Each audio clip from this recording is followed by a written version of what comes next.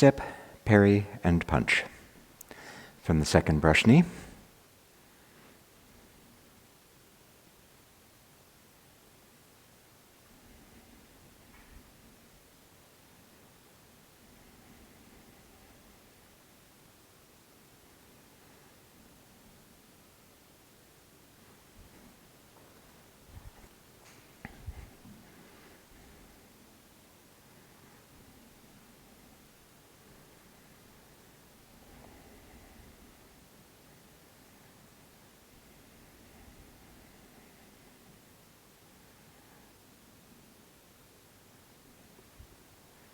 So this one has a bunch of pieces. It's choreographically fairly complex. You start from the brush knee, you sit back and turn your waist, front foot pivots on the heel, front hand, right hand drops to protect your groin, left hand opens palm out. Right hand's about a hand span away from the pelvis, not too close, because then it doesn't do any good, not too far, because then it doesn't do any good, so in between there. And try to coordinate all of this. Shifting and turning together, everything arrives together. So you don't sit back, turn, drop your hands, or drop your hands, sit back and turn. Try to have that all go together. Starts together, finishes together. Then shift forward. As you shift forward, squeeze a fist in your right hand. Let the rear foot come up on the ball. So, sitting back, turning the waist, pivoting on the front foot, shifting forward, catching a fist, rear foot comes up on the ball. Let the rear foot swing in and out. It's going to be the back foot of a 70-30 when you're facing that way. So let it land on the heel, pointed to the corner. No weight. Sit back, turn, pivot the front foot on the heel. Shift forward, letting the rear leg get stretched so the foot comes up on the ball. Release that foot, stepping in and out. Now shift all the weight into the right leg. Jane used to say the arms trail behind. So watch as I do that.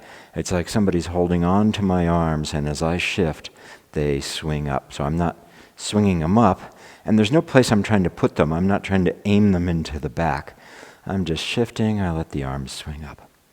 Then I turn my waist, which moves both hands and the foot. Step empty. Left hand is high. Right hand is in a fist here at your side. Make sure the fingers are pointed out, not the tiger's eye. And then shift and punch. Final posture for the punch. The punch is straight ahead. You're not punching over there or over there. You're punching straight ahead. And so there's a line here of the forearm bones running through the wrist to the fingers just at the edge of the knuckles here. So this is the part that you're actually punching with. Make sure the wrist is straight. You don't want the wrist bent. If you actually hit something with your wrist bent, that would hurt. And make sure that this thumb, when you make the fist, all of the fingers come in together. The fist starts from the little finger curves, the ring finger curves, the middle finger curves, the first finger curves, and then the thumb lays down so that it's across these first knuckles. Certainly don't want to lead with your thumb so that the thumb would be that contact point. Curve it in here. We were told that it's as if you've got a caterpillar in your hand. So you're holding one of those caterpillars, the ones that parents tell their kids not to pick up and play with. So it's got all those poisonous spikes on it. You're holding that in your hand. You don't want to squeeze it too tight because you don't want to squish the caterpillar. You certainly don't want to put the spines into your hand. And you don't want to hold it too loose where the caterpillar could get out. So the fist is just there. Some arts talk about when you punch, tightening the fist. We don't do that. Keep the fist loose all of the way through the punch, so that if you were holding your caterpillar in the fist, it would not get squished. You don't squish the caterpillar right as you punch, you leave it open. The reason we do that is so the hand stays relaxed all the way through the punch. When you tighten it, you're actually making tension here, and that will keep the internal energy, the jin, from getting out through there. So then you're like lobbing.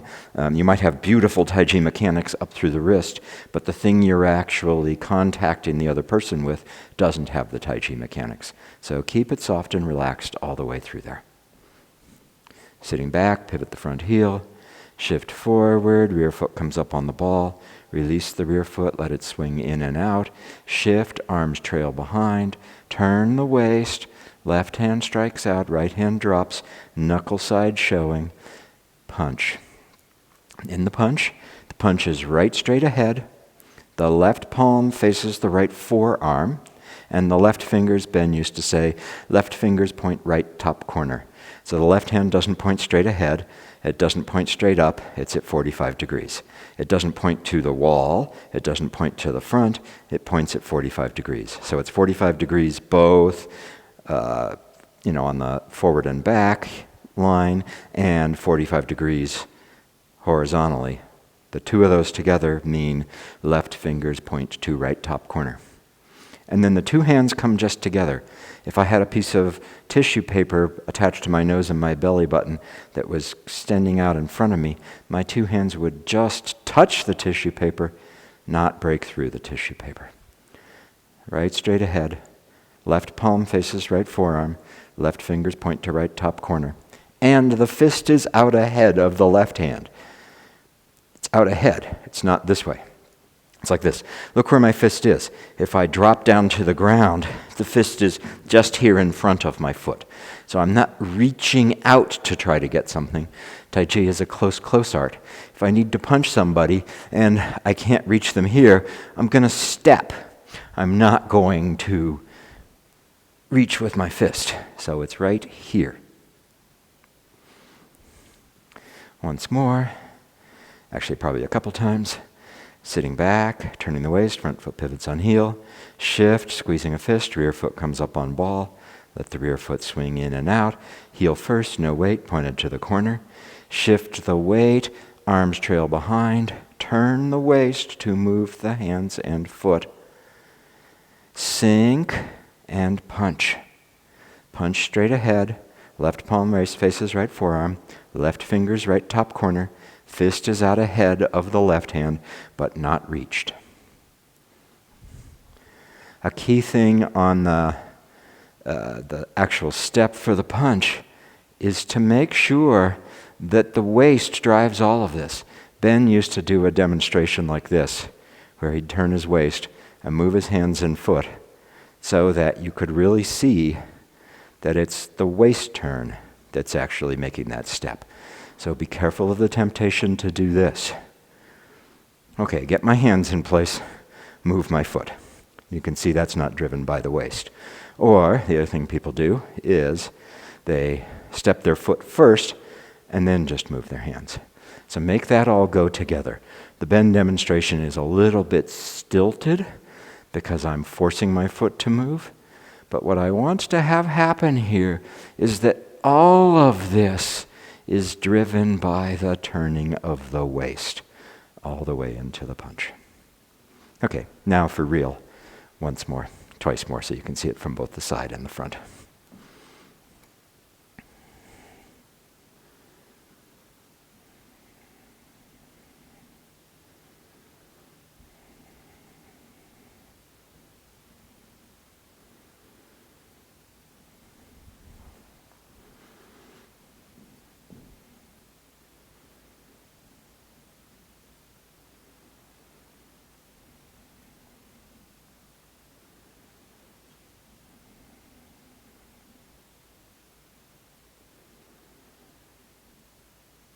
Step, parry, and punch.